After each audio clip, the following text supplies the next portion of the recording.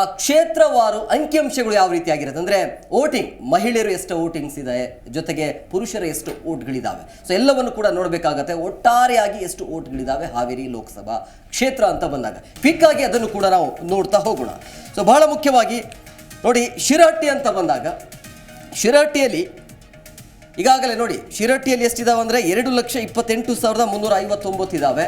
So ಪುರುಷರು 1,14,417. ಇನ್ನು ಮಹಿಳೆಯರು ಅಂತ ಬಂದಾಗ 1,13,929. ಇನ್ನು ಬ್ಯಾಡಗಿಯಲ್ಲಿ 1,06,840.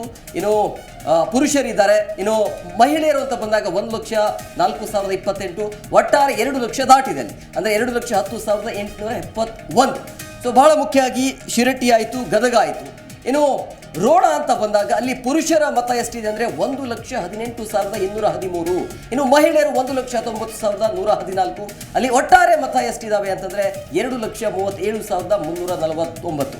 ಇನ್ನು ರೋಣ ಆದ ಬಳಿಕ ಹಾನಗಲ್ಲಲ್ಲೂ ಕೂಡ ಅಲ್ಲಿ ಇದೆ, ಪುರುಷರ ಸಂಖ್ಯೆ ಎಷ್ಟಿದೆ, ಮಹಿಳೆಯರ ಸಂಖ್ಯೆ ಅಂದರೆ 1,09,565 ಇದೆ. ಇನ್ನು ಪುರುಷರು 1,04,000 ಇದೆ. ಅದಾದ ನಂತರ ಅಲ್ಲಿ ಒಟ್ಟು 2,14,000 ಇದೆ. ಇನ್ನು ಹಾವೇರಿಯಲ್ಲಿ ಎಷ್ಟಿದ್ದಾವೆ ಒಟ್ಟಾರೆ ಮತಗಳು ಅಂತ ಬಂದಾಗ 2,35,968. ಅಲ್ಲಿ ಮಹಿಳೆಯರು 1,20,191. ಇನ್ನು ಪುರುಷರು 1,15,768. ಇನ್ನು ಗದಗ ಅಂತ ಬಂದಾಗ ನೋಡಿ 1,12,154. 1,15,000 ಮೇಲೆ ಇದೆ ಮಹಿಳೆಯರು. ಇನ್ನು ಒಟ್ಟಾರೆಯಲ್ಲಿ 2 ಲಕ್ಷಕ್ಕಿಂತ ದಾಟಿದೆ. ಸೊ ಈ ಎಲ್ಲ ನೋಡಿದಾಗ ಅಂದರೆ ಒಟ್ಟಾರೆ ಮತದಾರ ಅಂತ ಬಂದಾಗ ಮತದಾರರ ಸಂಖ್ಯೆ ಅಂತ ನೋಡಿದಾಗ 17,77,877 ಇದ್ದಾವೆ, ಅಂದರೆ ಒಟ್ಟಾರೆ ಟೋಟಲ್ ಇರೋದು. ಸೊ ಇಲ್ಲಿ ಬಹಳ ಮುಖ್ಯವಾಗಿ ಒಟ್ಟಾರೆ ನೋಡಿದಾಗ ಅಂದರೆ ಟೋಟಲ್ ಅಂತ ನೋಡಿದಾಗ 8,82,430. ಇನ್ನು ಟೋಟಲ್ ಪುರುಷರ ಮತಗಳು ಎಷ್ಟಿದ್ದಾವೆ ಅಂತಂದರೆ 8,95,366 ಇದ್ದಾವೆ. ಅಂದರೆ ಒಟ್ಟಾರೆಯಾಗಿ ಎಲ್ಲವನ್ನ ಹೇಳಿದಾಗ ಹತ್ತತ್ರ 18 ಲಕ್ಷ ಅಂತ ಕೂಡ ಹೇಳ್ಬೋದು, ರೌಂಡ್ ಫಿಗರ್ ಮಾಡಿ. ಸೊ ಇದೆಲ್ಲ ಇದೆ. ಎಸ್ ಸರ್, ಈಗ ನಾವು ನೋಡಿದ್ದೀವಿ ಅಂದರೆ ಮತದಾರರ ವೋಟಿಂಗ್ ಹೇಗಿದೆ, ಪುರುಷರು ಮಹಿಳೆಯರು ಜೊತೆಗೆ ಒಟ್ಟಾರೆ ಹೆಂಗಿದೆ ಅಂತೇಳಿ. ಸೊ ಈ ವೋಟಿಂಗ್ ನೋಡಿದಾಗ ನಿಮ್ಗೆ ಏನು ಅನಿಸುತ್ತೆ ಸರ್? ವೋಟಿಂಗು ಏನಾಗಿದೆ ಅಂತಂದರೆ ಯಾವಾಗಲೂ ಸಹಿತ ಇಲ್ಲಿವರೆಗೂ ಹಿಂದಿಂದ ನಾನು ನೋಡ್ತಾ ಬಂದರೆ ವೋಟಿಂಗ್ ಪರ್ಸೆಂಟೇಜ್ ಇಸ್ ಮೋರ್. ಬೇರೆ ಕಡೆ ನಮ್ಮ ಬೆಂಗಳೂರಲ್ಲಿ 55% ಆದರೆ ಅಲ್ಲಿ 70-74% ಆಗುತ್ತೆ. ಅಂದರೆ ಹೆಚ್ಚು ಜನ ಬಂದು ವೋಟಿಂಗ್ ಮಾಡ್ತಾ ಇದ್ದಾರೆ. ಸೊ ಆದ್ದರಿಂದ ಅಲ್ಲಿ ಏನಾಗುತ್ತೆ, ಹೆಚ್ಚು ಜನ ವೋಟಿಂಗ್ ಮಾಡಿದಾಗ ಈ ರಾಜಕಾರಣಿಗಳಿಗೆ ಸಮಸ್ಯೆ ಆಗೋದು, ಕಡಿಮೆ ಬಂದಾಗ ಸಮಸ್ಯೆ ಆಗೋದಿಲ್ಲ ಅವರಿಗೆ. ಅಲ್ಲಿ ಹೆಚ್ಚು ಜನ ವೋಟಿಂಗ್ ಮಾಡ್ತಾರೆ ಒಂದು. ಎರಡನೇದು ಅಂತಂದರೆ ಅಲ್ಲಿ ಇರ್ತಕ್ಕಂಥ ಇಲ್ಲ ಜಾತಿ ಲೆಕ್ಕಾಚಾರಗಳಿದಾವಲ್ಲ, ತಮ್ಮ ಜಾತಿಯವ್ರನ್ನ ಹೆಚ್ಚು ಜನ ಕರೆದುಕೊಂಡು ಬಂದು ಅವ್ರು ವೋಟ್ ಹಾಕಿಸುವ ಕೆಲಸವನ್ನು ಮಾಡ್ತಾರೆ. ಅದಕ್ಕೆ ಆಮೇಲೆ ನನಗೆ ಆಶ್ಚರ್ಯ ಅಭ್ಯರ್ಥಿ ಯಾರೇ ಇರಲಿ ಒಟ್ಟಿನಲ್ಲಿ ಜಾತಿ ಅವ್ರ ಜಾತಿಯಿಂದನೇ ನಮ್ಮ ಜಾತಿಯವರು ಅವ್ರವ್ರು ಗುಂಪಾಗಿ ಬರ್ತಾರೆ. ನಾನು ಬಾಗಲಕೋಟವ್ನು, ನನಗೆ ಇದು ಗೊತ್ತಿದೆ, ನಮ್ಮ ಜಾತಿ ನಡ್ರಪ್ಪ ಅಂತ ಹೇಳ್ಬಿಟ್ಟು ಅವರು ಈ ಥರ ಒಂದಿಷ್ಟು ಕೆಲಸಗಳನ್ನು ಮಾಡ್ತಾ ಇರ್ತಾರೆ. ಮತ್ತು ಆ ಜಾತಿಯವರಿಗೆ ಇವ್ರು ಒಂಥರ ಗುತ್ತಿಗೆ ಕೊಟ್ಬಿಟ್ಟಿರ್ತಾರೆ ರಾಜಕಾರಣಿಗಳು. ನಿಮ್ಮ ನೋಡಪ್ಪ ಇಷ್ಟು ಜಾತಿಯವರು ನಿಮ್ಮನ್ನ ಕರ್ಕೊಂಡು ಬರಬೇಕು, ವೋಟ್ ಹಾಕಿಸ್ಬೇಕು ಅಂತ. ಇದು ಅಲ್ಲಿ ನಡೀತಕ್ಕಂಥ ಅಂಡರ್ ಕರೆಂಟ್ ನಡೀತಾ ಹೋಗುತ್ತೆ. ಸೊ ಆದ್ದರಿಂದ ಈ ಹಾವೇರಿದು ಒಂದು ಜಿಲ್ಲೆಯನ್ನು ನೀವು ತೆಗೆದುಕೊಂಡಾಗ ಇವರು ಸ್ನೇಹಿತರು ಹೇಳಿದರು ಬಸವರಾಜ ಬೊಮ್ಮಾಯಿ ಅವರಿಗೆ ಈ ಸತಿ ಹೆಚ್ಚು ಅನುಕೂಲತೆಗಳಿದ್ದಾವೆ ಅಂತ. ಆದರೆ ಅಷ್ಟೇ ಅನಾನುಕೂಲತೆಗಳು ಇದ್ದಾವೆ. ಯಾಕೆ ಅಂತಂದರೆ ಮೊದಲನೇದಾಗಿ ಈಗಾಗಲೇ ಅವರು ಶಾಸಕರಾಗಿದ್ದಾರೆ. ಈ ಶಾಸಕರಾಗಿರೋದ್ರಿಂದ ಗೆದ್ದರೆ ಅವರು ಏನಾಗುತ್ತೆ MP ಆಗ್ತಾರೆ. ಹಾಗಾದರೆ ಶಾಸಕ ಸ್ಥಾನ ಏನಾಗುತ್ತೆ, ಮತ್ತೆ ರಿಯಾಕ್ಷನ್ ನೀಡಬೇಕು, ಮತ್ತೆ ಅದಕ್ಕೆ ಖರ್ಚುಗಳಾಗಬೇಕು. ಸೊ ಇದು ಅದೇ ಅವರು ಯೋಚನೆ ಮಾಡ್ತಾರೆ. ಮತ್ತೆ ಅವನು ಈಗಾಗಲೇ ಅಧಿಕಾರದಲ್ಲಿದ್ದಾನೆ, ಶಾಸಕನಾಗಿದ್ದಾರಲ್ಲ ಮೊದಲೇದ್ದು. ಎರಡನೇದು ಅಂತಂದರೆ ಸ್ವಲ್ಪ ಅವಾಗ ಅನಾರೋಗ್ಯಕ್ಕಾಗ್ಬಿಡುತ್ತೆ ಅವ್ರಿಗೆ, ಸರಿ ಅವ್ರಿಗೆ ಓಡಾಡೋಕ್ಕಾಗಲ್ಲ, ನಿಲ್ಲಕ್ಕಾಗೋದಿಲ್ಲ, ಮೊದಲು ಹಾಗೆ ಆ್ಯಕ್ಟಿವ್ ಆಗಿರೋಕ್ಕಾಗ್ತಾಯಿಲ್ಲ. ಎರಡನೇದು. ಮೂರನೇದು ಏನಂತಂದರೆ ಅವರು ಈ ಸರ್ತಿ ಇಡೀ ಕ್ಷೇತ್ರಕ್ಕೆ ಹೊಸಬರು. ಮೊದಲನೇ ಸರ್ತಿ ಹಾವೇರಿ ಮತಕ್ಷೇತ್ರದಲ್ಲಿ ಇವರು MP ಸೀಟಿಗೆ ನಿಂತಿದ್ದಾರೆ, ಮೊದಲನೇ ಸರ್ತಿ ಇವರು. ಸೊ ಆದ್ದರಿಂದ ಆಮೇಲೆ ಎರಡನೇದು ಉದಾಸಿ ಅವರು ಮುಂಚೆ ಏನಿದ್ರು, ಶಿವಕುಮಾರ್ ಉದಾಸಿ ಅವರು ಈ ಸರ್ತಿ ಏನಾಯಿತು ಗೊತ್ತಿಲ್ಲ ಅವ್ರಿಗೆ ಚುನಾವಣೆಗೆ ಯಾಕೆ ನಿಲ್ಲಿಲ್ಲ, ಅವರೇ ಬೇಡ ಹೇಳಿದ್ರು. ಅಲ್ಲಿ ಯಾಕೆ ಬೇಡ ಅಂದರು, ಅದ್ರ ಹಿಂದಿನ ಕಾರಣ ಏನು ಅಂತ. ಆ ಹಿಂದಿನ ಕಾರಣ ಯಾಕಂದರೆ ನಾವು ಚುನಾವಣೆಗೆ ಸೀಟ್ ಕೊಡ್ತೀವಿ ಅಂತಂದರೆ ಈಗಾಗಲೇ ಓಡಿ ಬರೋರಿದ್ದಾರೆ, ಅದಕ್ಕೋಸ್ಕರ ದೊಡ್ಡ ಗಲಾಟೆಗಳೇ ನಡೀತಾ ಇದ್ದಾವೆ ಇವಾಗ ಎರಡೂ ಪಕ್ಷದಲ್ಲಿ. ಅಂಥ ಸಂದರ್ಭದಲ್ಲಿ ಅವರು ಕೊಡ್ತೀನಿ ಅಂತಂದ್ರೂ ಕೊಡೋ ಎಲ್ಲ ಚಾನ್ಸಸ್ಗಳಿದ್ರು, ಯಾಕೆ ಬೇಡ ಅಂತಂದರು ಅಂದರೆ ಅಲ್ಲಿ ಸೋಲು ಕಟ್ಟಿಟ್ಟ ಬುತ್ತಿ ಅಂತ ಗೊತ್ತಿತ್ತಾ ಅವರಿಗೆ, ಅಂದರೆ ಇಲ್ಲಿ ಸೋಲಬಹುದು ಅಂತ ಗೊತ್ತಿತ್ತಾ, ಅಥವಾ ನಾನು ಏನನ್ನೂ ಸಹಿತ ಅಭಿವೃದ್ಧಿ ಮಾಡಿಲ್ಲ ಅಂತ ಗೊತ್ತಿತ್ತಾ, ಅಥವಾ ಏನೋ ನಾನು ಆಕ್ಟಿವ್ ಆಗಿ ಪಾರ್ಟಿಸಿಪೇಟ್ ಮಾಡಿಲ್ಲ ಅಂತ ಗೊತ್ತಿತ್ತಾ, ಅಥವಾ ಈ ಸರ್ತಿ ನಮ್ಮ ಜಾತಿಯಲ್ಲಿ ಹಲವಾರು ಒಡಕುಗಳಿದಾವೆ ಅಂತ ಗೊತ್ತಿತ್ತಾ? ಅಂದರೆ ಸೋಲಿನ ಒಂದು ವಾಸನೆ ಹೊಡೆದಿತ್ತ, ಅದಕ್ಕೋಸ್ಕರ ನನಗೆ ಬೇಡ ಅಂತಂದ್ರ? ಇವುಗಳನ್ನು ಸ್ವಲ್ಪ ಯೋಚನೆ ಮಾಡಬೇಕಾಗತ್ತೆ. ಉದಾಸಿಯವರು ಯಾಕೆ ಹಿಂದೆ ಸರಿದರು? ಈಗೇನು ಬೊಮ್ಮಾಯಿಯವರು ಬಹಳ ಇಷ್ಟಪಟ್ಟು ಪ್ರೀತಿಯಿಂದ ಬಂದು ನನಗೆ ಕೊಡಿ ಅಂತ ಕೇಳಿದ್ದಲ್ಲ ಇದು.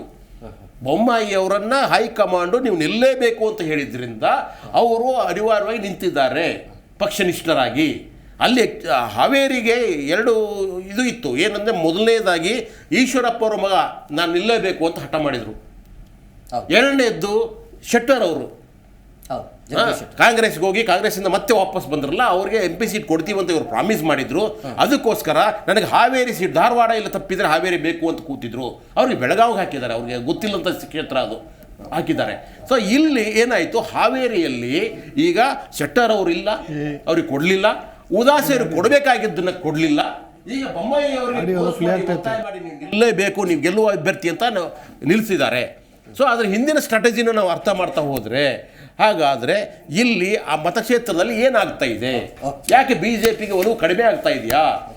ಜಾತಿ ಲೆಕ್ಕಾಚಾರವನ್ನು ನೋಡೋದು ಹೇಗೆ? ಈ ಕಡೆಗೆ ಮುಸ್ಲಿಂ ಮತಗಳು ಅವರಿಗೆ ಕಡಿಮೆ ಇಲ್ಲ, 3 ಲಕ್ಷ ಮುಸ್ಲಿಂ ಮತಗಳಿದ್ದಾವೆ. ಏನು ಸರ್, 2.7 ಲಕ್ಷ ಕುರುಬರು ಮತಗಳಿದ್ದಾವೆ.